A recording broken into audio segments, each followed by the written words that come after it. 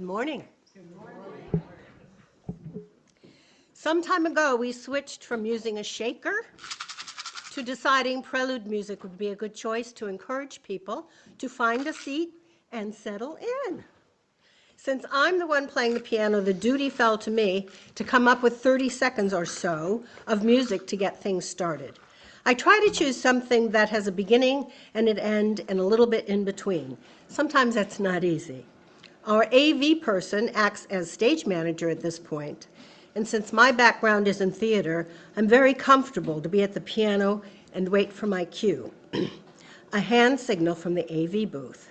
When I get it, I start to play, and we're off to the races. I shall now demonstrate.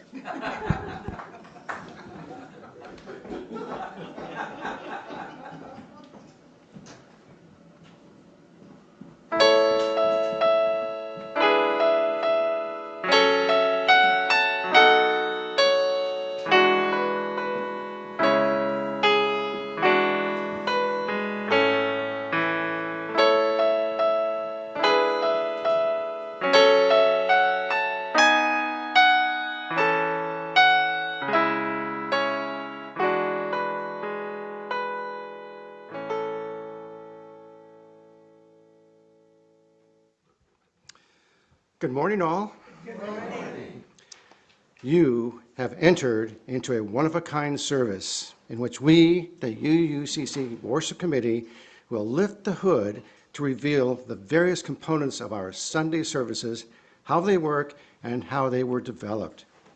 Before we get to each of the service elements, one of us will give you a brief account first, then go through with the activity. If you were to attend a typical UU service at another site with a minister at the helm, you will sense that this minister runs the entire service, generally yielding only to the choir director for the hymn, sing, or anthem. You will also notice the nature of that service is much less structured than our services. It has been this way since our beginning back in 2008. Oh, could you go back one slide? Check the name of our community, Cambria Unitarian Universalist Community. Wow. We put the Cambria in the middle now. Anyway, that was the first order of service. Are you saying that's an error? No, that's how it started, right, Dolores? No, it did not. Well, then it's an error. I just saw that. I thought, oh, that's weird. Okay, never mind. Okay, onward. The inaugural worship committee consisted of Janet Cooper, Dolores Miera, and Diane Norton, led by Bill Lakin. Today's committee has 6.5 members. Yours truly as the chair, Andy Fagan, Don Howell. Oh, by the way, yours truly is Randy Schwalbe. That's me. Okay. Andy Fagan, Don Howell, Julia Stannard, Jan Musara, Mary Schwalbe as the music liaison, and Judy Butler from Texas when she is able. Our services began at 10 and end an hour later, give or take, mostly taking an extra 5 or 10 minutes. The longest UUCC service on record ended at 11:20. I bring to your attention that our order of service is divided into 3 parts. Prelude through Joyce Concerns makes up the first segment, the first reading to the end of the talk, the second segment, and finally the offering through the closing words for the third segment. The first and third parts can only be altered by agreement with the worship committee. The second part can be altered as the worship associate and speaker team so desires. This is why you may hear the anthem sung during the talk, or the meditation occurring after the talk, or no introduction given, or the introduction of an author of a sermon that one of us reads. Anything goes. I hope you are aware that there is a different person up here starting the service every Sunday. Next slide. They are our beloved worship associates, commonly referred to as a WA. Periodically, I send out a call to duty for our trained WAs, then assign those who volunteer accordingly. In turn, a WA runs the Sunday service, acting in a sense as a spiritual guide. The WA, for all intents and purposes, is the leader of the service and the person in charge. Every week, a WA script is prepared for each service. Early each week, the music references, speaker bio, and valediction are added to the WA script template and saved as that week's script. Then it is emailed to the WA, who then personalizes it, as mentioned before. The WA owns the script at this point. Every Friday night, I update the slideshow to support that Sunday's service. Having a slideshow on this beautiful 88-inch monitor, we feel is an effective way to guide us through the service with delightful images and music for our hymns. The committee wanted me to mention that designing of the slideshow is a labor of love based on the time it takes and the thought and creativity that goes into it. And I'm going to cover some highlights. Oh, wait. Okay, before COVID, the images appeared on this wall that is still covered with a special reflective paint. And they were transmitted from an old laptop donated by Susan Landau from the countertop by the sink to an old projector attached to the ceiling up here. The projected images suffered from all the light bleed in the hall. I was constantly battling to keep all the shades pulled, consequently making the sanctuary feel more like a mausoleum. Thanks to Andy's leading the charge to acquire this smart TV, we now enjoy beautiful images along with all the light coming in from the glorious outdoors. That's the difference we went through to get this screen here. So we have beautiful blacks and we can enjoy the outdoors. The onslaught of COVID did change everything. We established, let's see.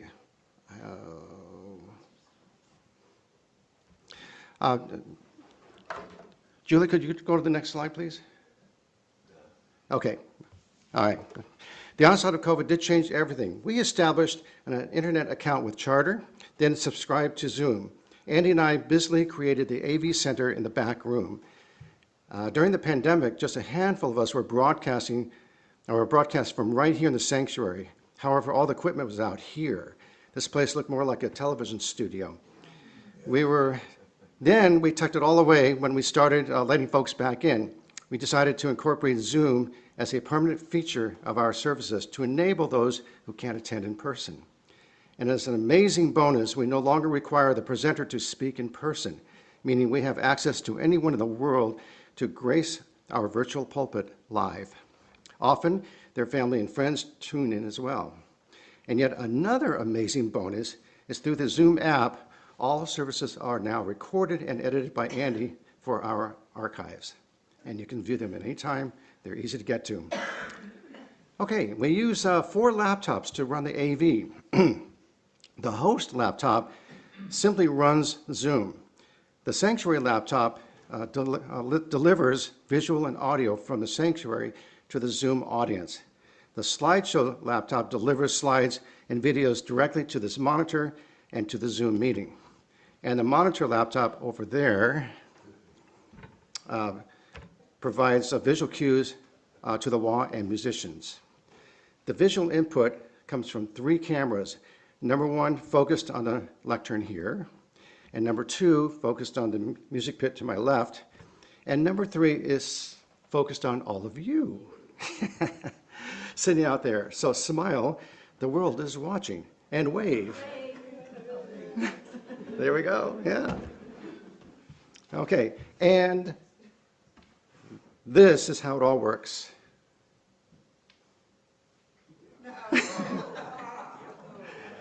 Okay, got it? There'll be a quiz at the end of the service. Okay, yeah, this is hanging there in case any of you are geeky enough to want to learn this. You can go back there and check the chart. It's very accurate, mostly. Okay, anyway, moving on. Here are some items you might find interesting. Okay, I'm going to improvise here. Oh, here we go. All right, so you see this title slide. By the way, it has our mission statement on it, so all good. Now, I chose to use a black background with white lettering, and the reason is this. I mean, after a while, if you looked at this for an hour, you'd probably get a headache, so that's why we do it this way. Uh-oh, come on. Well, yeah, because then just interrupted you. Oh, that's right. Julia, give me a bump. It takes a village. Okay, so every month I put up a new chalice image for lighting and extinguishing the chalice. This is a collection I have. So you'll see one of these each month, okay? And then, and I always look for a rainbow image to kick off the affirmation, just so now you know, and for each month. And every month I come up with a new image for a meditation, something that's serene, idyllic, and has no people in it. Okay, so that if you choose not to close your eyes, we have something nice to look at. And sometimes we'll use photographs that are supplied by or offered up by one of us, especially when we go on a hike. For example, this is a picture of the Thames River from last September when our hiking group went out. And Janet Cooper provided this image. So it comes from not just the website, but from us as well. Okay, and I went a little too quick here. However, the AV team of Andy and myself running services every Sunday was becoming a challenge, especially when we both had to miss the same Sunday. And that's when Andy's son, Ben, came to our rescue on several occasions. Then Julia came along. Now we have her. I got too fast on the button there. It was a very scary journey for her while learning this complicated system, but now she is at a point where she asks questions that Andy and I have not thought of. And so she's that good. Julia is a pro with a very soothing voice. So thank you, Julia, back there.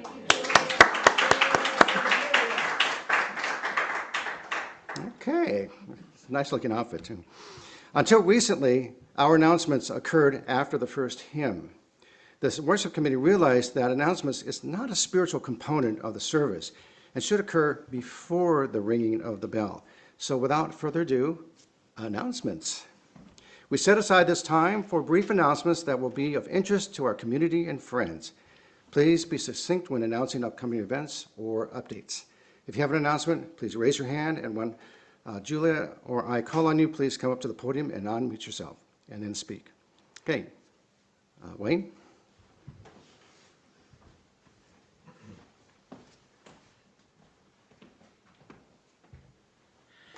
Good morning. Next Sunday, Green Space will be celebrating Earth Day with co-sponsorship by the True Earth Market. So next Sunday, 11 to 4 at the Green Space Creekside Reserve.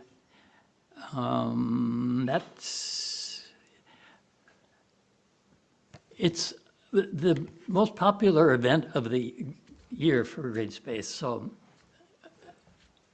hope to see you there.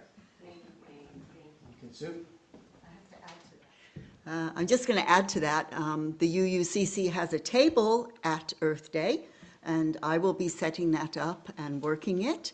So come by, because it would be really nice. I'll have a few chairs there to have some of you just come and sit at the table a little bit. We're going to be selling some lovely stuff that Lori has made, nature-oriented driftwood, and we'll have our own brochures and stuff there too. So come and stop by the UUCC table at that same Earth Day next Sunday after church.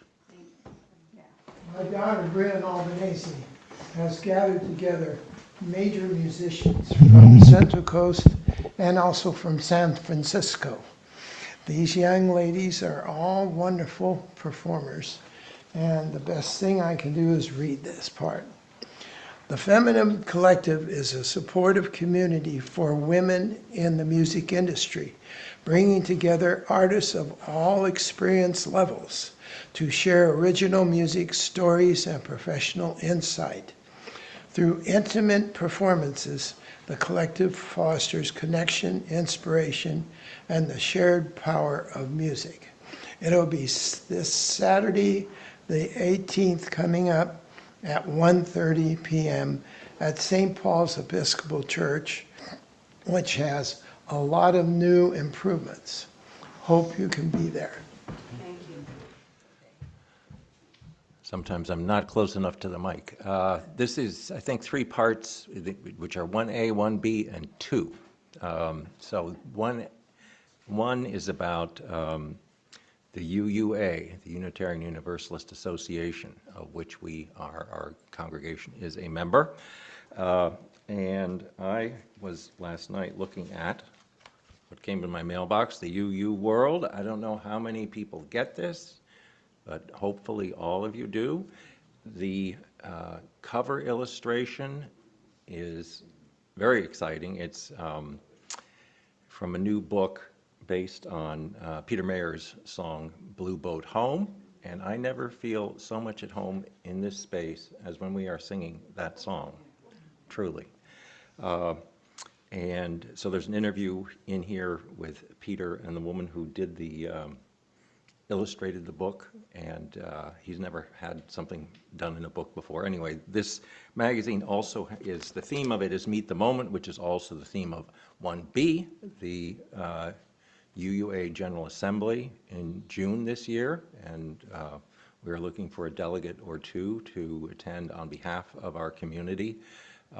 There's information here about that, but also about Meet the Moment, which is the denomination-wide effort to assess the current period, what are options for action, and then where to put resources to take action. So we're part of a much bigger picture, and so if you are interested in getting more involved in looking at the UUA, being a delegate, whatever, please speak with Don Howell or me.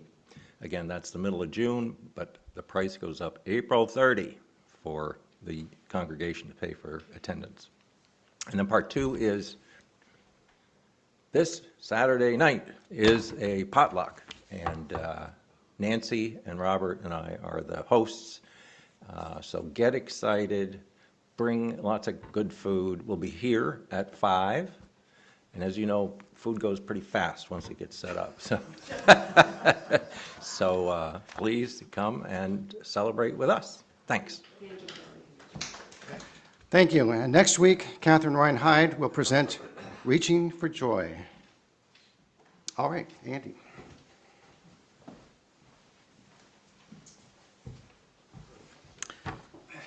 Across various traditions, bells are used to signal the start of worship or meditation by marking the transition into a sacred state and gathering the community's attention. We've experienced Reverend Kerry Kirahawa elaborately ringing a large bell, which in Buddhist mindfulness practices alerts participants that a service is beginning. In Hindu and Shinto traditions, ringing a bell at the entrance to a temple is believed to invoke divine presence and dispel negative energy, creating a vibration of Om that aligns the mind for worship. In Catholic and other Christian faiths, large church bells are rung to call the faithful to prayer. The sound helps us to clear mental clutter and calm the nervous system. It invites blessings and is a call for a connection with the divine. We've chosen this singing bowl as our bell. Getting just the right sound takes some practice.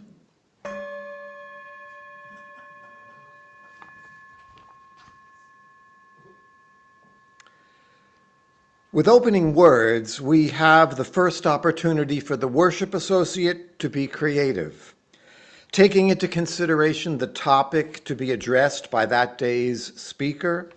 The WA writes or chooses a brief quote from some source that sets the tone for what is to come. You can draw from all of literature, including the readings in our hymnal, Singing the Living Tradition. If an attribution is appropriate, we follow the recitation with words by author or from a poem by author, etc. So,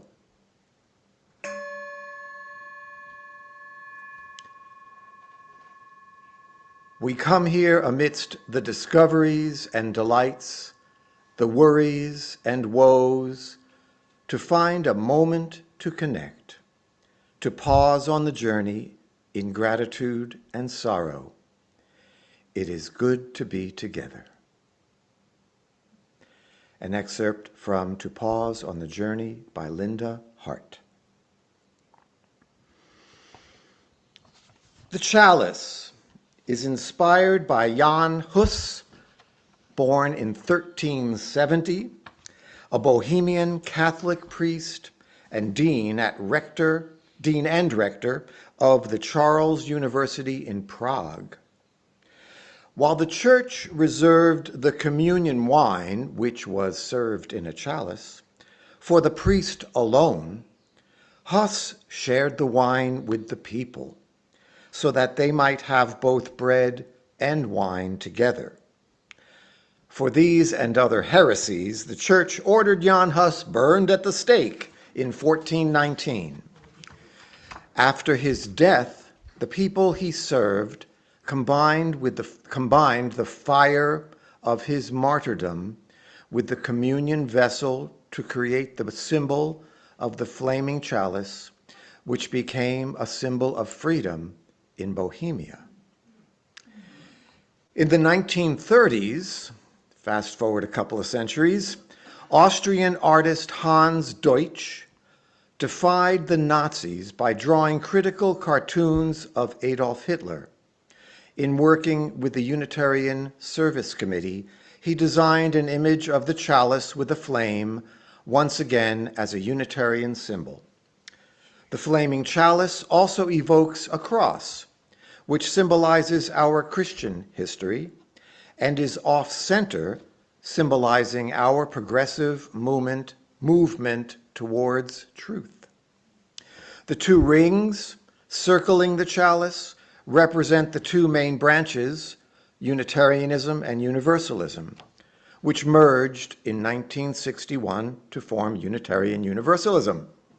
UU congregations light the chalice at the beginning of their Sunday services, renewing our common commitment to the light of reason, the warmth of life, and the fire of our passion for justice. On Sunday morning, before the service begins, our worship associate invites a congregant to light the chalice. The chalice lighter has to be instructed regarding the process. Mary. I've chosen Mary. I would instruct Mary to take a small candle from the bowl on the altar, light it from the pre-lit starter candle,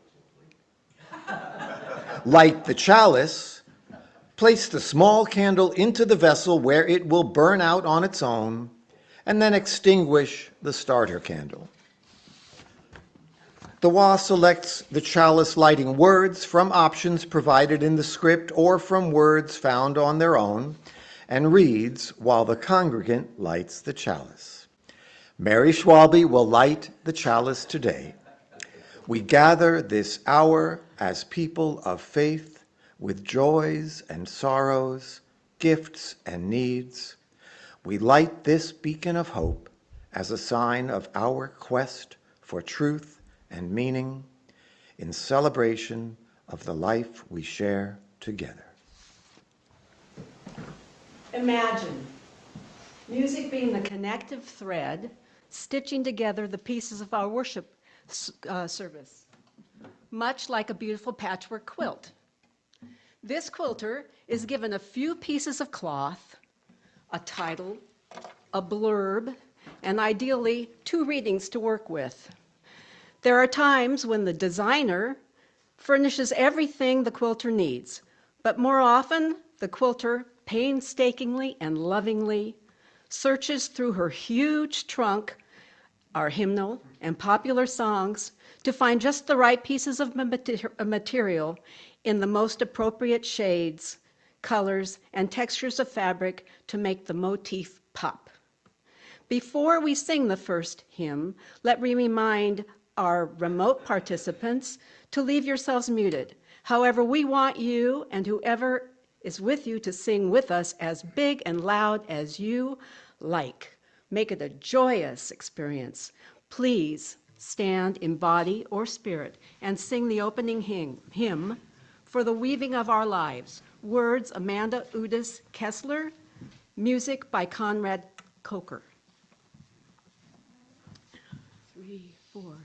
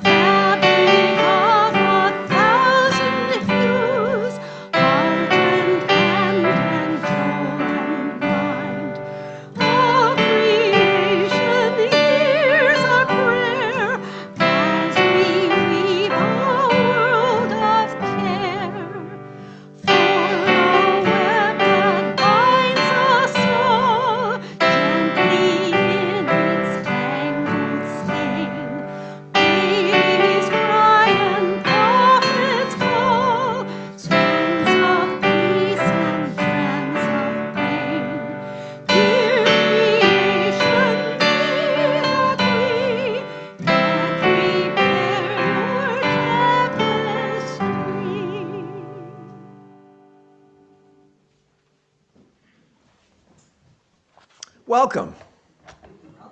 As Randy stated earlier, given that we do not have a minister, the worship associate acts like a master of ceremonies, setting the scene, stating who we are and what is to come this morning. This is especially aimed at any guests or visitors who may not know about us. A while back, we added a land acknowledgement to the welcome, and if so moved, the WA can do some research in advance and share a fact from the past or present about our Salinan and Chumash neighbors. The WA goes on to share our principles and values and cite which one pertains to today's talk, as well as reminding everyone about our website and newsletter. So, welcome to the Unitarian Universalist community of Cambria. We're glad you joined us today. Our UUC sanctuary sits on land that the Salinan and Chumash indigenous peoples historically inhabited. During a recent stay at the Baccarat Resort in Goleta, just north of Santa Barbara, I found this sign, which states, "The Baccarat Resort's grounds sit around two small seasonal creeks and estuaries called Bell Canyon and Tecolote Canyon, an area known as Hela Punitse, or Place of the Shovel-Nose Guitarfish, to the local Chumash Native Americans. Especially important to the Chumash are the wetland plant species used to create some of their most valued constructions, like their traditional domed homes, pictured on the left side of the screen, baby cradles, tool balsa canoes, and baskets. We honor their contribution to this region and give thanks for the opportunity to gather in faith on their unceded territory. As Unitarian Universalists, we celebrate religious diversity and welcome all who journey in search of faith and spirituality. The UUCC is a lay-led congregation run by the democratic process. We invite speakers from different religious traditions and spiritual or scientific backgrounds, as well as community leaders, to speak at our pulpit. We encourage presentations covering a variety of topics and areas of interest that connect with the UU 7 principles and 6 values: equity, transformation, pluralism, generosity, justice, and interdependence, with love at the center. Today's service centers around the value generosity. We cultivate a spirit of gratitude and hope. We covenant to freely and compassionately share our faith, presence, and resources. Our generosity connects us to one another in relationships of interdependence and mutuality. My name is Andy Fagan, and I am your worship associate for this morning's service. Now, we use that phrase, "for this morning's service," so as not to give the impression that I am the only worship associate at the UUCC. We extend a special welcome to today's guests and visitors. We're glad you joined us today. If you wish, please introduce yourself or your guest. If you're not on the mailing list, please visit the UUCC website at uuccambria.org so that we may keep you informed about all of our activities. Members and friends, please check out What's Happening, the UUCC newsletter, sent to you every week. This is a great way to keep up to date with our latest news. And as Randy said, to see this or any of the past Zoom services, the recordings can be found on the UUCC website. So again, good morning and welcome to everyone. The Unitarian Universalist Association that Kelly spoke of, the UUA, their website states that affirmations are both a declaration and assurance of the values that knit us together into covenant. The fact of our inherent worth and dignity, and the goodness that moves within and among us. On most Sundays, we recite the words of the affirmation together. On first Sundays of each month, we get to sing the affirmation, which was set to music by our own Jan Kalner. And so, as the WA, the affirmation is both a recognition of the nature of this community as well as a promise to which we aspire. Let us now recite the UUCC affirmation. Love is the spirit of this church, and service is its prayer. This is our great covenant, to dwell together in peace, to seek the truth in freedom, and to help one another.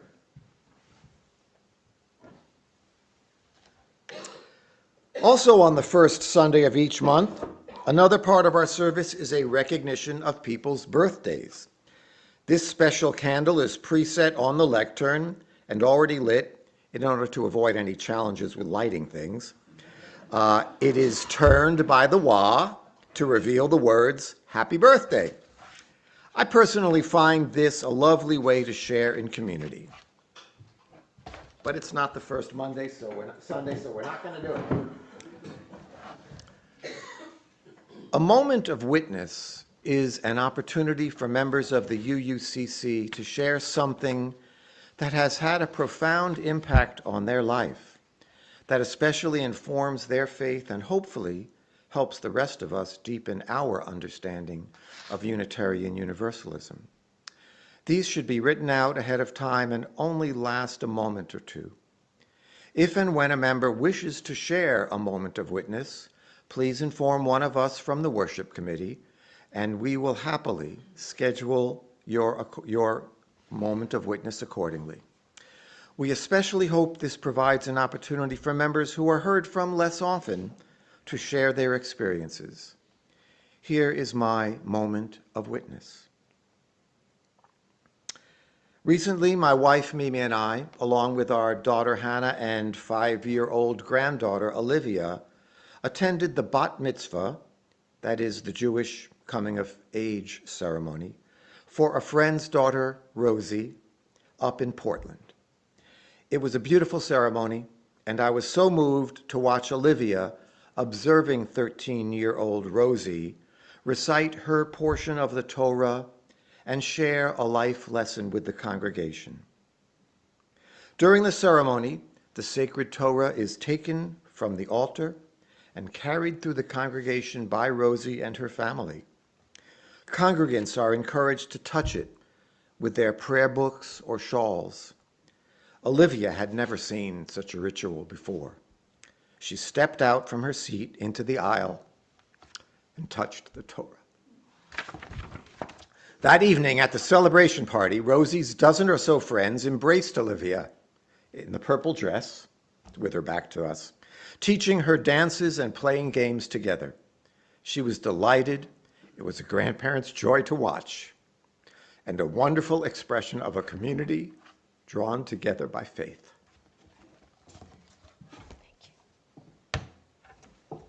Now, we come to one of the many highlights of our service, joys and concerns.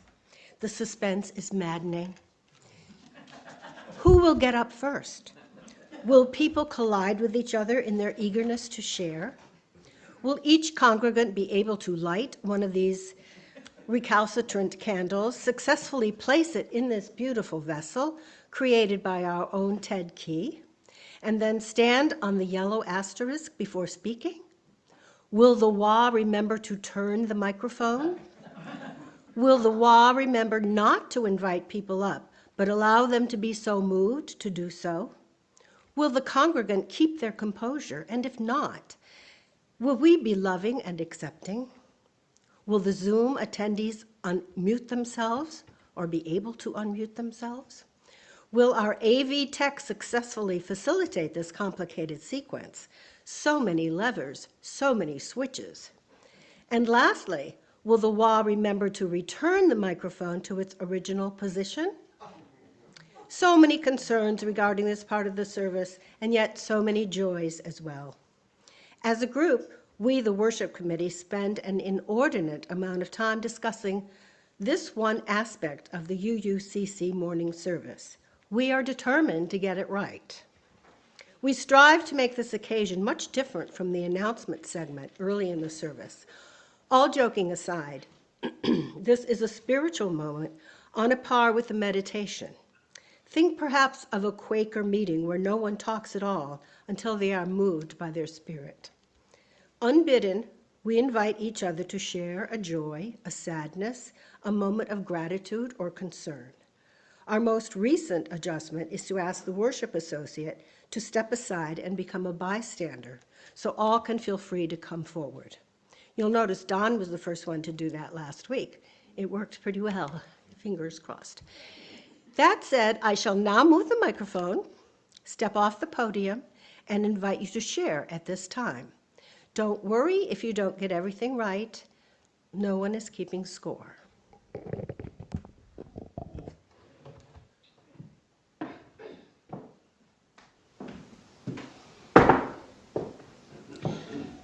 The collective flames of these candles embody all the joys and concerns which may have gone unspoken today, but are also deeply felt in this community.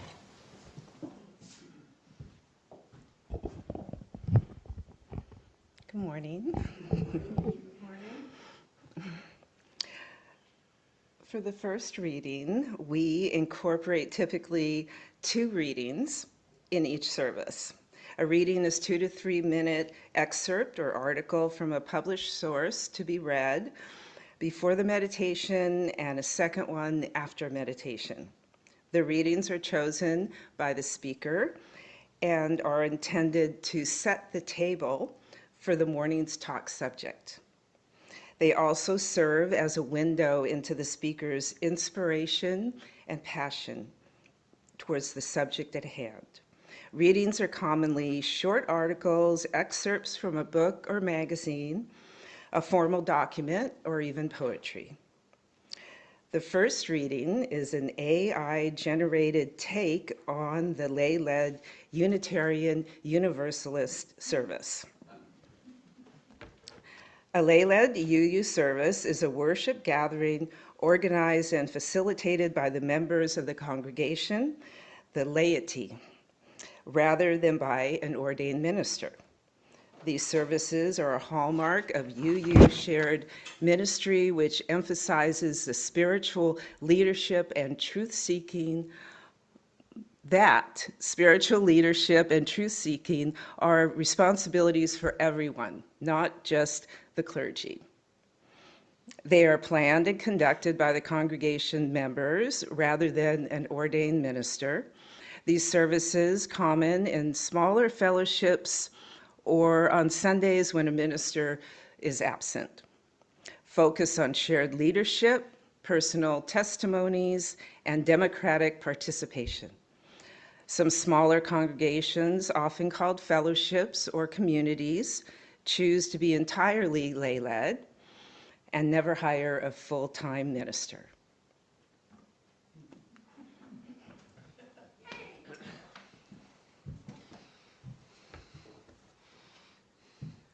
Another deeply spiritual moment, and one of my favorites in our services, is the meditation.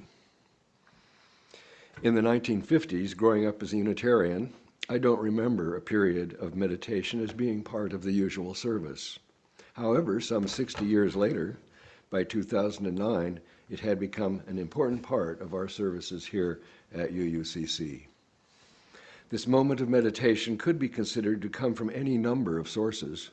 I like thinking of it as having been borrowed from Buddhist services originating from the Buddha's quest for enlightenment.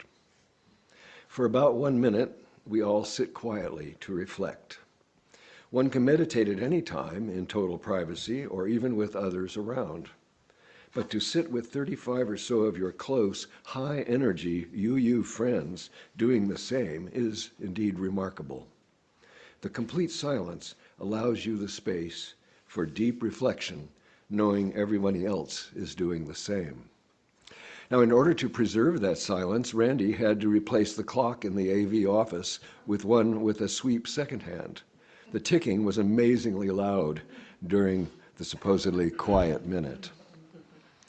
The wah selects one of the meditation introduction options or includes original words and then strikes the bell, using the decaying sound to lead us into a meditative state. The AV host shuts off camera 1 and all microphone and watches the sweep second hand for 1 minute. Then the host brings up the speaker mic and turns on camera 1. When the wah sees their image in the monitor over there, they will gently ring the bell and recite a meditative prayer selected from the options in the script or original words. Now let us join in a time of meditation, of prayer, and of silence.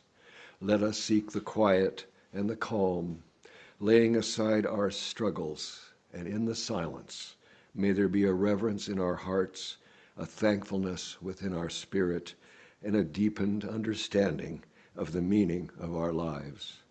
Let us enter the stillness.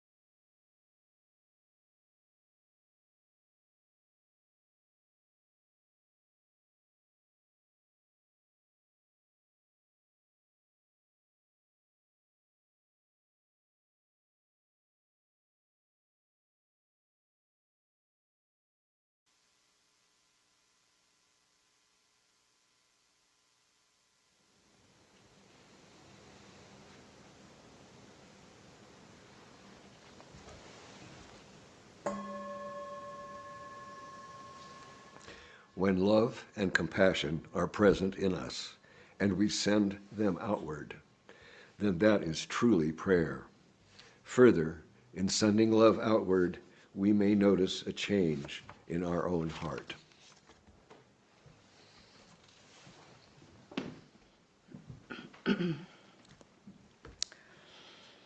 The second reading is an excerpt from The Science of Generosity, a white paper prepared for the John Templeton Foundation by the Greater Good Science Center at UC Berkeley, May 2018, titled Individual Factors Linked to Generosity. There are several intrapersonal factors that can influence generosity.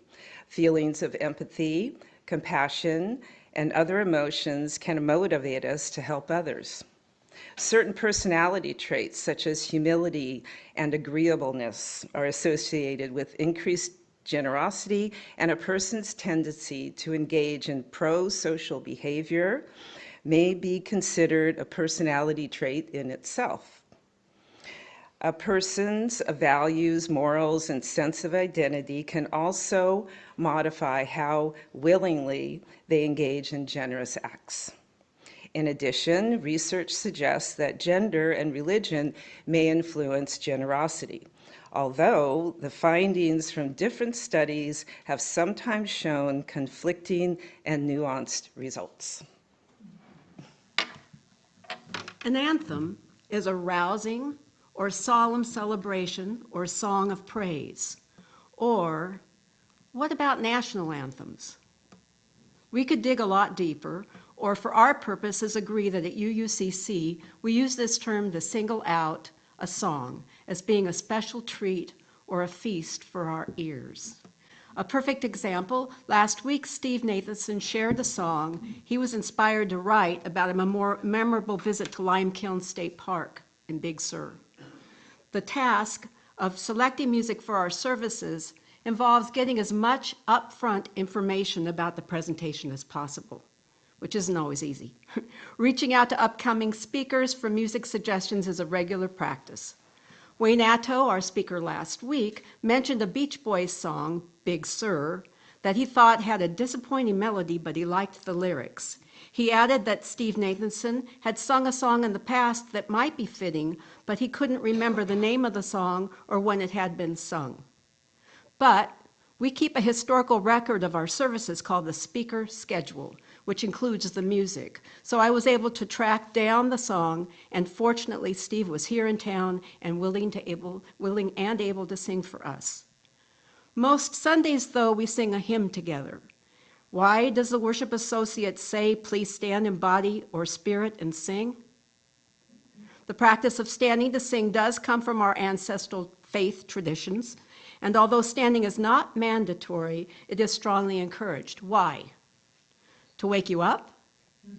Maybe. Or maybe to enable you to sing better and more freely and more engaged to those around you. Or maybe it's both. And why is group singing so important? It releases feel-good and love hormones, oxytocins and endorphins, relieves stress, increases feelings of trust, lessens feelings of anxiety and depression, builds a sense of community, delivers more blood oxygen to the brain to improve mental clarity, concentration, and awareness. So yes, maybe it is to wake you up after all.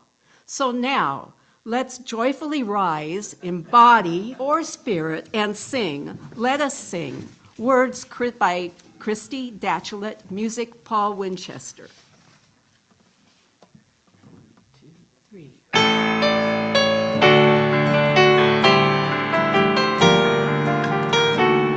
Come join me in song, hear the sweet chords resound.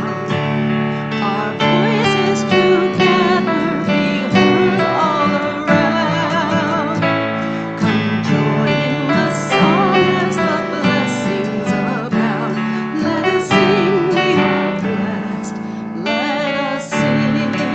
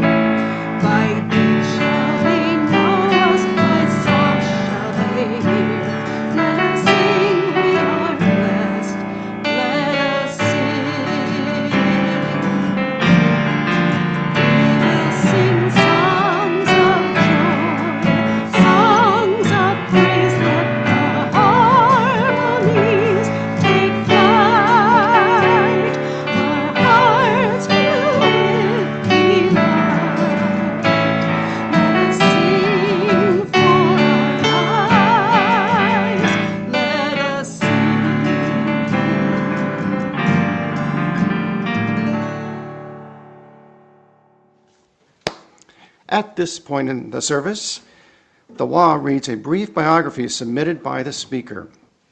This is our formal way of introducing this person who has otherwise not yet been heard.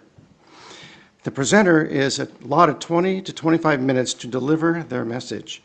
Occasionally, a speaker will talk extemporaneously, but in most cases, the talk is delivered via a script written by the speaker. And they have the option of showing slides to accompany their talk. But when a speaker chooses to show slides, he or she has the option of submitting an annotated script to the AV person who advances the slides on cue, or the presenter can control the slides using this remote device. The average number of speaker slides is around 20. Brad Seek held the record of 53 slides until recently when Craig Penner eclipsed that last October with 102 slides. Okay, the count for this service is just a mere 92. We encourage the speaker to keep the talk spiritual rather than lecture style.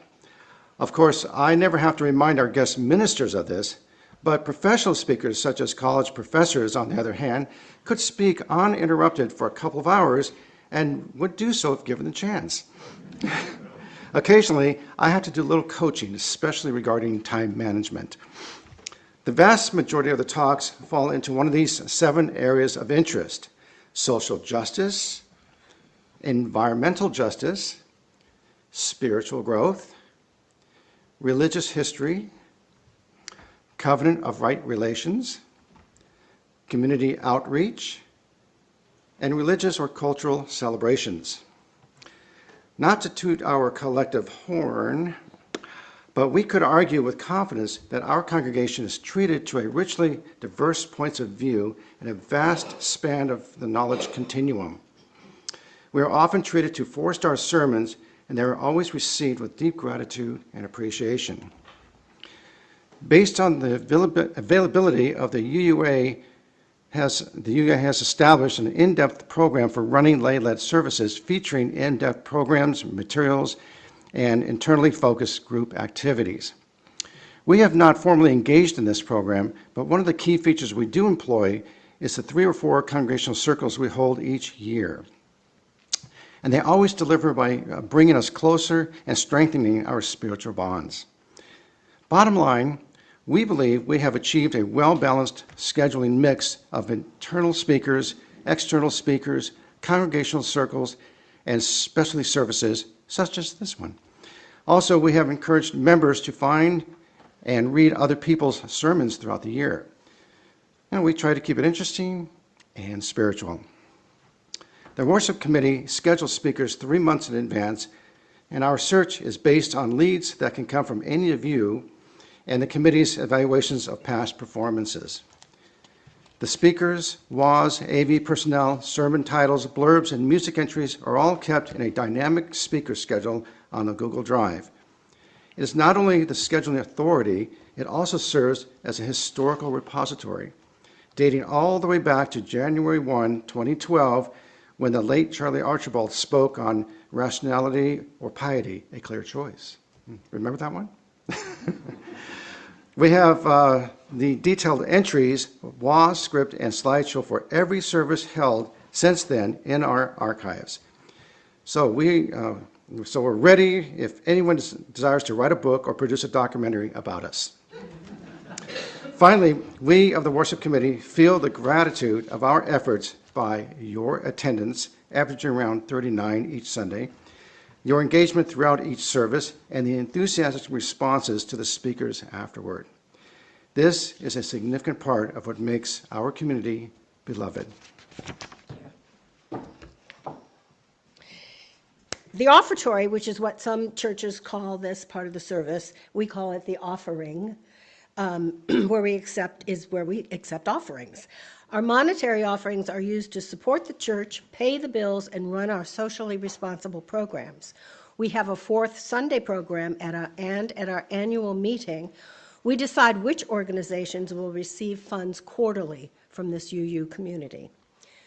The UUA Fair Giving Guide suggests 10% of income as a full tithing amount, But we are lay-led, and our community doesn't pay a full-time minister's salary, currently in the $100,000 range.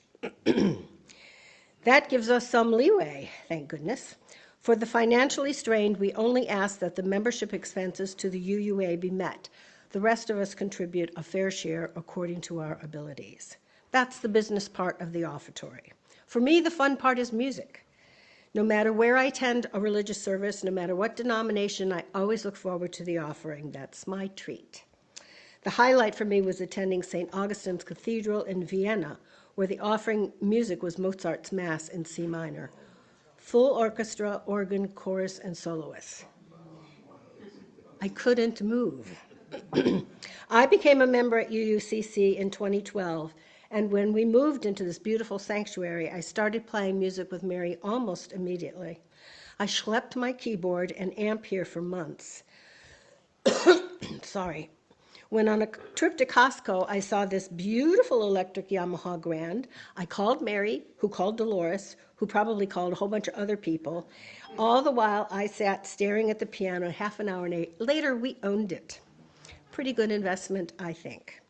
Some congregations use vocal music for the offering. We do occasionally, but most of the time it's up to me to prepare 2 minutes or so of music. That's the best part of my week. I get to choose it and then play it many, many, many, many times before I share it with you on Sunday. Sometimes it's classical, sometimes it's the Beatles. I try to fit the theme, as Mary does with the music. The bottom line is the music all ultimately does go through Mary, who does a great job pulling it all together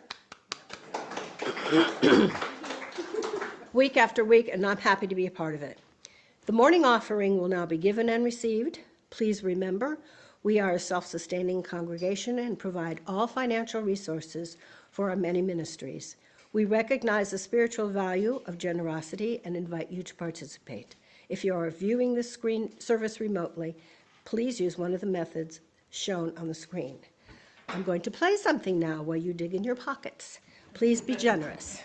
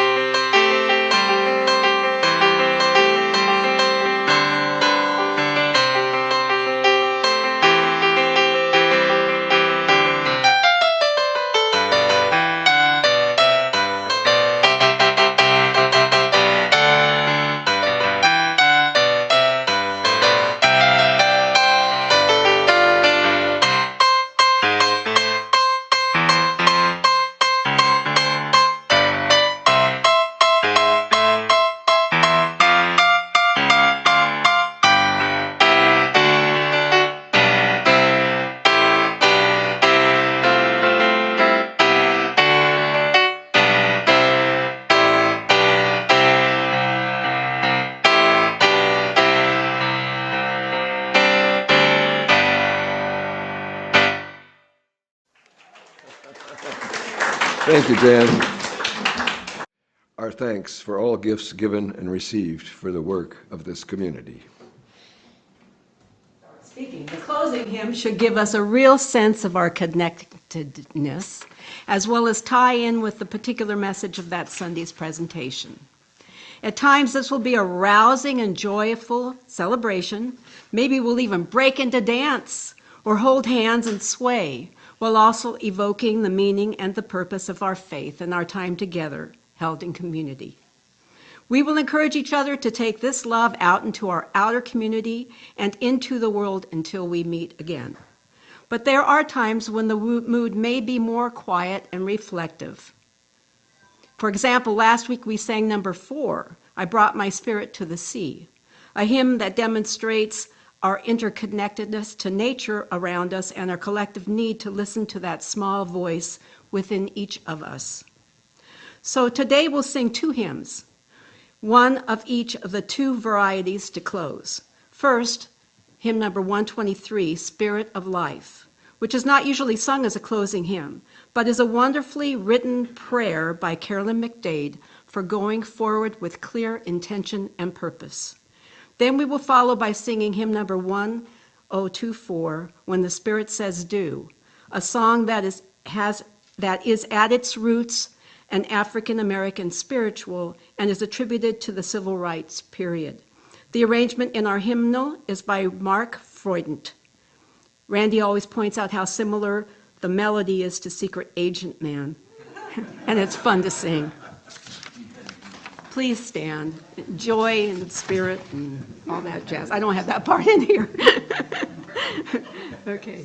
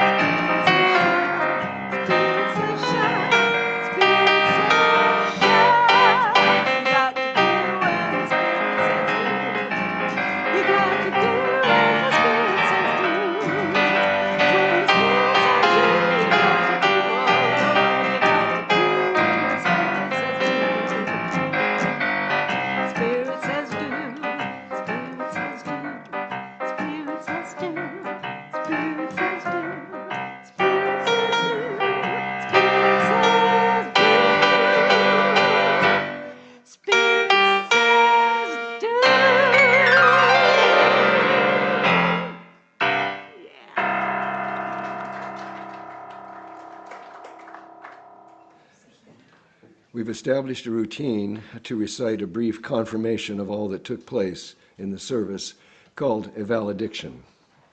We have a collection of 5 statements, excuse me, each dedicated to the 4 or 5 Sundays in a month.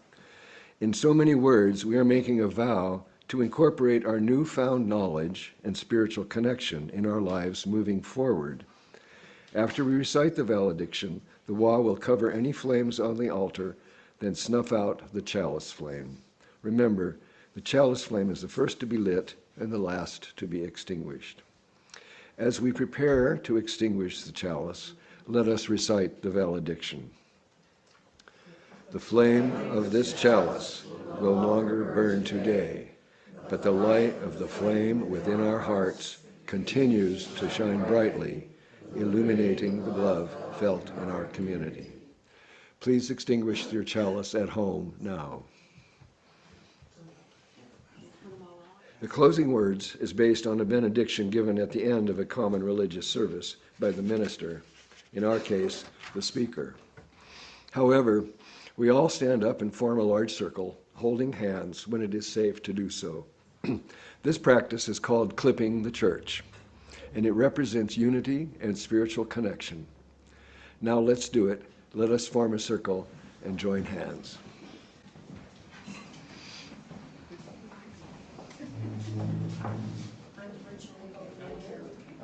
Okay. Are we all right? And now you know, we now close the hood on our UUCC service engine, knowing that this community is safe, unified, and drawing strength from love at the center. Go now in peace.